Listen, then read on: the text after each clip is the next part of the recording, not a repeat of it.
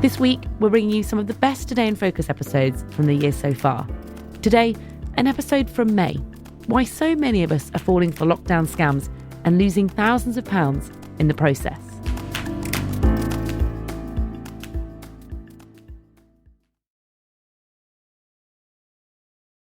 Right, so I was just going to start actually, just sort of thinking back for the past year, and I'm going to be very honest here. I bought a lot of stuff online during lockdown. Did you? Did you find yourself shopping a lot more?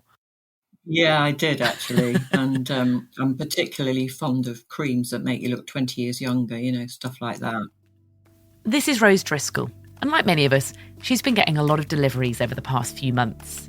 So when back in December, she got an email about a package she was expecting, she didn't think anything of it. I was in town, actually feeling quite impatient about this cream. And I heard a ping on my phone, and it was an email.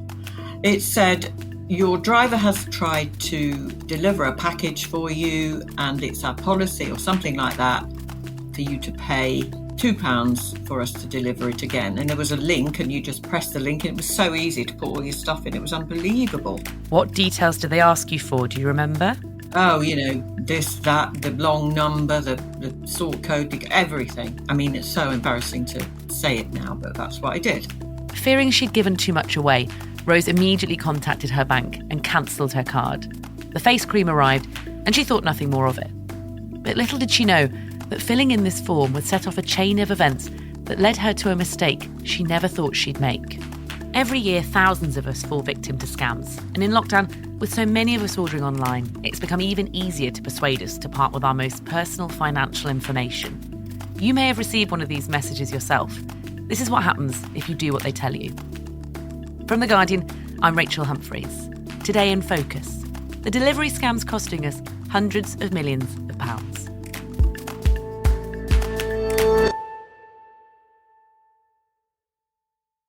Rose, you got your face cream and you cancelled your card and then carried on with your life, really. What happened next? Well, nothing. And then on February the 8th, about 2:00, I got this phone call, and I was in the middle of an Arabic lesson on Zoom. It was a bank's number. His name was something like Gary Chapman. It would have been a name made up. And they charged in by saying something like, oh, Miss Driscoll, I'm not sure you're aware. This is a Halifax speaking. We don't normally call you.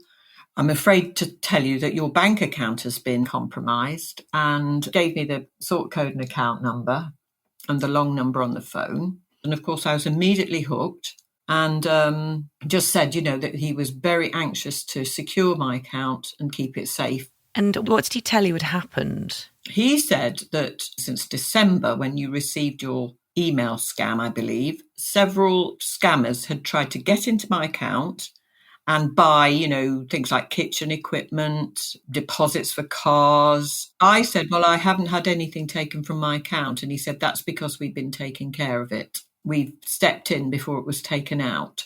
It was incredible, absolutely incredible. His confidence, his cheek. This was a man who, I have to say, partly scared me, partly fascinated me. I knew that there was something not right about it. And I guess there was a sort of grooming going on, that kind of stuff. Or don't worry, we know that normally the bank doesn't ring you, but this is not a normal time. This is coronavirus time. And the Halifax certainly wouldn't, got a good reputation with our customers of looking after you and all this stuff. And then he asked me to open my app because I've got online banking on my phone. He knew everything that was on there, Rachel. I mean, everything. So he knew what your app looked like. Did he know about your accounts? Yeah, it was almost like he'd got it up on his screen. And at the time, I'd got £8,400 in my account because I'd been saving up. And I was going to give all three of my children some money. So I think it was £3,700 he wanted me to put into a safe place, he said. Safe place being the Barclays Bank. So he said that you needed to take thousands of pounds from your own account and put into an account of a completely different bank to keep it safe. Yes, absolutely. And I should have put the phone down, and I didn't. And as I say, my brain was sort of all over the place. He knew all about the scam. He knew my transactions. And I was persuaded, if you like, to part with altogether, about £8,400, I'm ashamed to say. And he was about to help himself to my savings. And then my app suddenly crashed.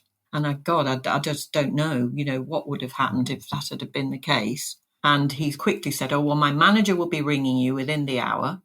And obviously, I was left then with my current account empty. And I was going, but what's going to happen to my account? Are you sure you're not a scam? And he's saying, no, I've told you, Miss Driscoll, you're fine, you're in safe hands, all that sort of stuff. And I came off the phone and I knew immediately that I'd been had.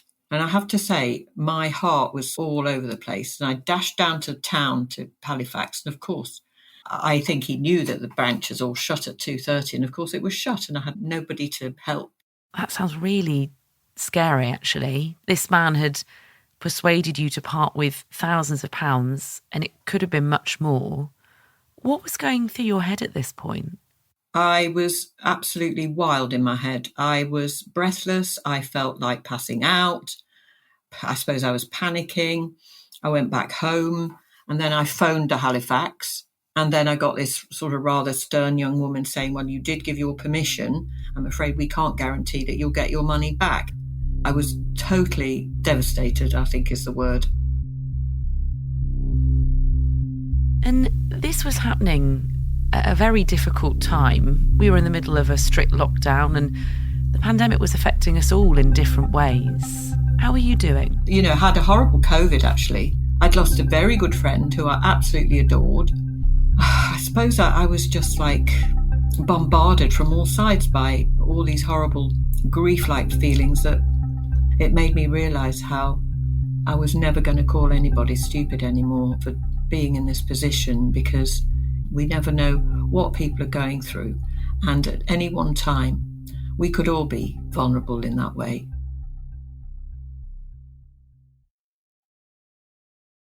Hilary Osborne, you're The Guardian's money and consumer editor. We've just heard from Rose about the awful experience she went through and how, as she says, this can happen to anyone. And I think a lot of us have noticed we've got more of these messages recently. One indication of the scale of this comes from the National Cybersecurity Centre, which in December was getting reports of over 500 fake DPD emails being received a day. And you've reported that millions of pounds are being lost as a result of these scams. Why are so many of us falling for these messages? I mean, some of the scammers are so clever that it could even look like it's coming from the real company. They're able to spoof the numbers, they're able to set up the text. So it often can look very, very genuine. And in the moment, it's very easy to miss them. Yeah, I could imagine that you'd be the kind of person, considering your job, that wouldn't fall for one of these. I'd like to think so, but that's what everybody thinks. Sometimes you're doing 5 different things at once, and if you are expecting a parcel and it's something that you're keen to get your hands on, then maybe you can get caught up in it. So I'll never say never. I wouldn't be that brave. How much of your reporting has focused on scams like these? It's been a big deal for years, but I would say over the past year, we've seen an awful lot more of it coming in from readers. Some of that is the more you write about something, the more you become the place that they go to. But I really think when people have been at home, the fraudsters have stepped up what they're doing. They know how the banks operate, they know how people operate, and they're getting better at preying on those things. Rosie's story, which involves a fraudulent email and then being persuaded to transfer money from her bank account, is that typical of these delivery scams? I mean, how do they work? So there seem to be 2 different ways these work. We put a call out to readers and we got more than 120 responses in just a couple of days. And they fell into 2 camps, the people who'd been scammed. We had people who had their cards used very quickly after they had put in their details. So it seemed very low level. Someone said £300 had been spent on a scooter. Someone else had sort of a similar payment on Amazon. But a considerable number of people had a call later on saying it was from the bank's fraud department and then trying to get them to transfer big sums of money. Yeah, and it did really catch up by surprise. And I think what's also shocking about her story is the amount of money, of £8,000. Is that typical of some of the other people you heard from? There was one case where someone had transferred 35,000 in total. and another where it was 20,000. I think once they gain your trust, they can talk you into moving however much you've got in the bank. What details are people giving out in the first instance when they get those text messages and they click on those links in them? I think it is fairly mundane information. So like your phone number, obviously, when they send out the text, when you click on the link, you can effectively confirm that phone number. And then if you've put in your address details and you've put in your bank details, if they are going to phone you and say they're from the fraud department, then it's very easy for them to find out from the sort code which bank you're with. And then once they've got that conversation going with you, then you're the one who's going to move the money. So they don't need your password. They don't need to know a great deal to make this work for them. In terms of who's being targeted, I've received these messages and I know a lot of my friends have. But is there a certain group of people that are more likely to go along with these? Before I saw the responses to our call out, I probably would have thought that it was maybe older people who were more likely to fall for this. But no, I think at the moment everyone is doing online shopping, everybody has a mobile phone, so everybody's getting them. And the consequences of this for people like Rose can be devastating, can't they? I think one of the things that doesn't get talked about enough is the psychological impact on people. I think people's main drive in life is that they trust people and they want to do the right thing and they want to protect themselves. And then they get a call from someone saying that their account has been compromised. It instantly puts them in a fearful position. And then they're talked into doing something that is completely against what they would normally do. And then when they realise what's happened, people do say they feel silly or they feel ashamed, and that makes them feel very nervous afterwards. It's really, really terrible. Rose, after you were persuaded to transfer that £8,400 out of your account, you reported the fraud to Halifax, your bank, and they began investigating. What was the next you heard from them? I got a letter from the fraud team that basically said it was my own negligence that had caused it. And they said there's a small amount of money we put into your account, and the amount was £30.20. £30.20 is what they gave you? Yes, it was an insult. What was that supposed to be for? Why is that the money that they gave you?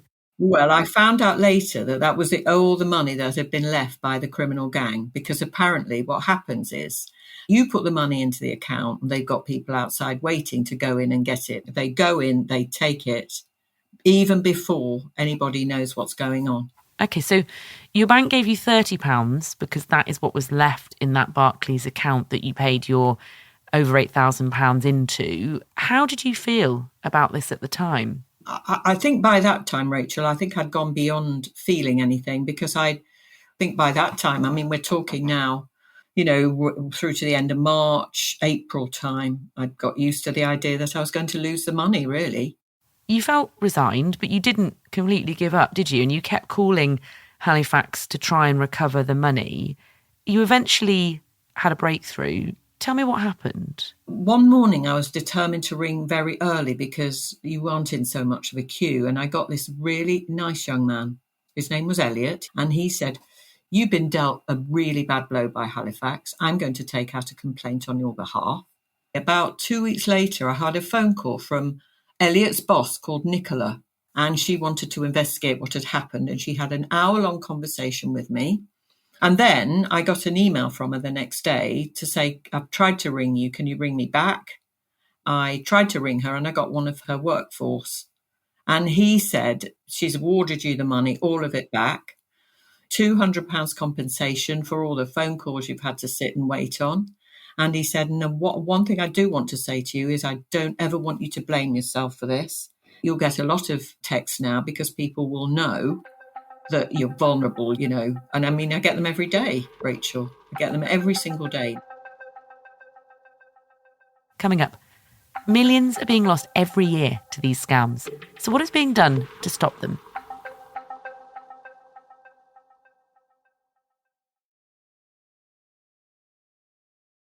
Hilary, it's great that Rose got her money back, but it took months and you can hear how painful this has been for her. How does the shame of being a victim of this crime affect people reporting it to the police? I think it means that we don't see the whole picture. I think people do feel that their banks won't be able to help them. So I think sometimes they write off their money when actually they would be able to get it back if they did something about it.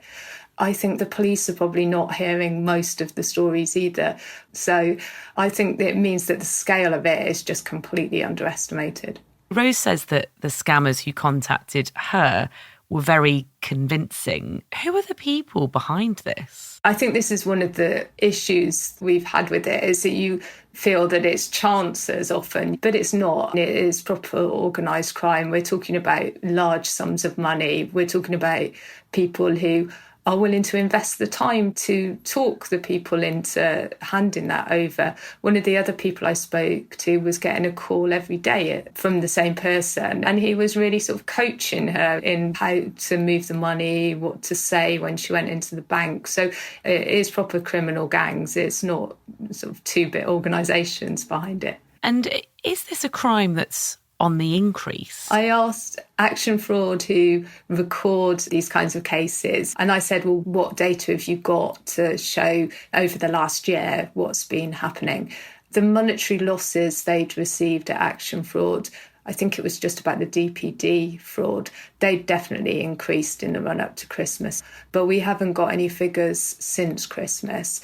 The first half of last year, this kind of fraud where you're asked to transfer money, there was £200 million lost through it. So it is quite colossal.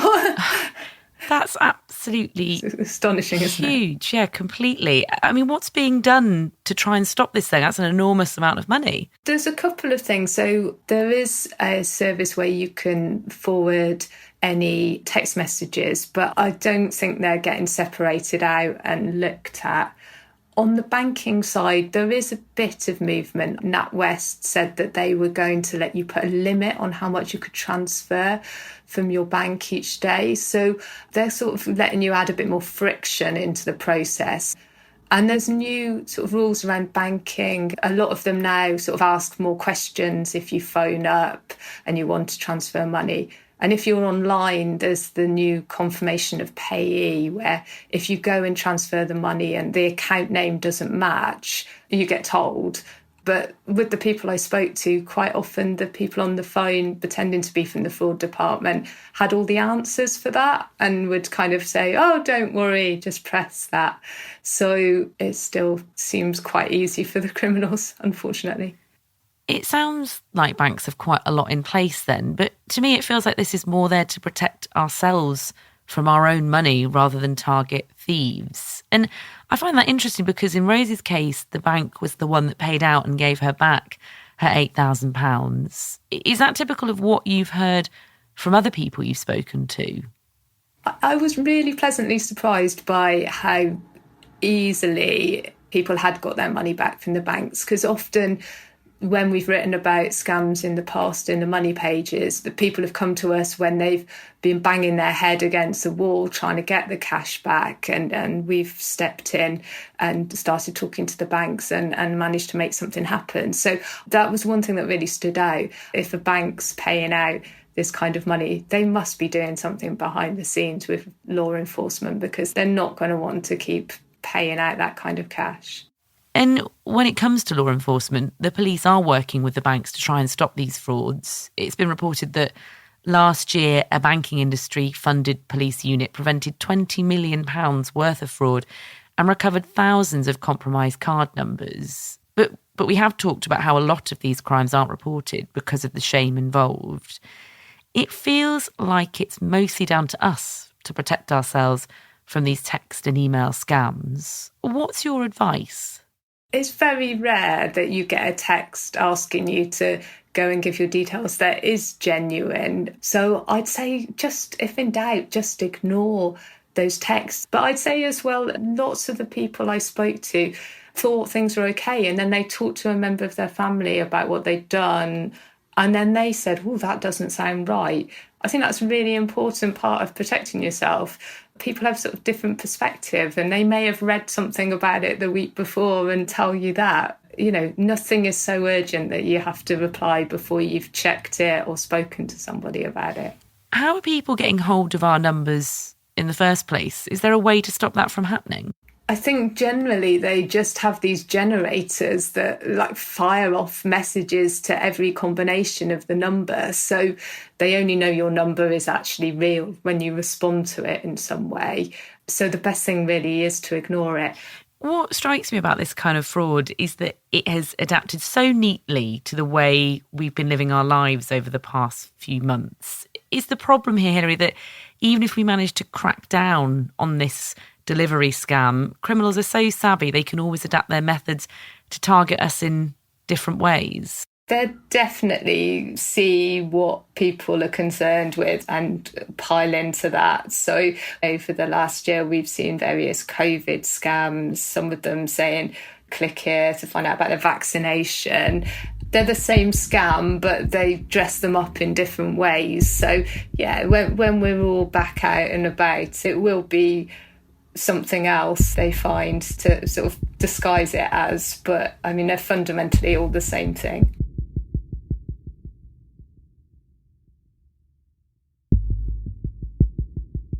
What is your sort of overwhelming feeling about this at the moment? Is it anger? Because, I mean, you sound understandably really angry about this. I'm angry because I think it's just such a terribly cruel thing to do and an easy thing to do, to take advantage of the situation where death's all around us and suffering's all around us. To add to that seems to me to be such a very cynical thing to do. And what would you say to someone listening who might, just think, I would always be able to spot something like that? I would have said that too. And I don't think anybody's ever above being tricked. If you think you're never going to get tricked, then pride goes before a ball, really. How are you doing now after all of this? How are you feeling? I still feel very shaken up. It's not easy for me to talk to you about it, but I've been fine. It sort of helps to get it out, I'll probably go away from here and have a bit of a weep, actually. Oh, Rose, thank you so much for speaking to us. And one last thing, have you got your eye on another face cream? Yeah, there's a sleek cocoon one that's rather nice, but I think I'm going to look out for another retinol one, actually, Rachel. You more than deserve that face cream, Rose. I hope that purchase goes a whole lot better than the last one, and thank you so much for speaking to me. That was Rose Driscoll. You can read about her experience and of others Hilary spoke to in a piece she wrote last week called Delivery Tech Scams, the nasty new fraud wave sweeping the UK. Find it at theguardian.com. In response to this episode, a spokesperson for Halifax told us that Ms Driscoll did not follow the warnings which were presented to her when she tried to make the payments from her account. However, after a review of the circumstances surrounding her case, Halifax said that they provided a refund of the full amount she lost, including a payment to acknowledge that we could have done more to ask for information when she first reported the fraud. Halifax go on to say that it is important to treat every email, message or call you're not expecting with caution, avoid clicking on links asking for your bank details, and pay close attention to any warnings when banking online. They add, your bank or a genuine company will never ask you to move money to a different account. And if anyone does, it's definitely a scam, no matter how genuine it may appear. That's it for today. Thanks to Rose and to Hilary for speaking to us. This episode was produced by Ned Carter-Miles. Sound design was by Sami Elanami. The executive producers are Archie Bland and Phil Maynard. We'll be back tomorrow.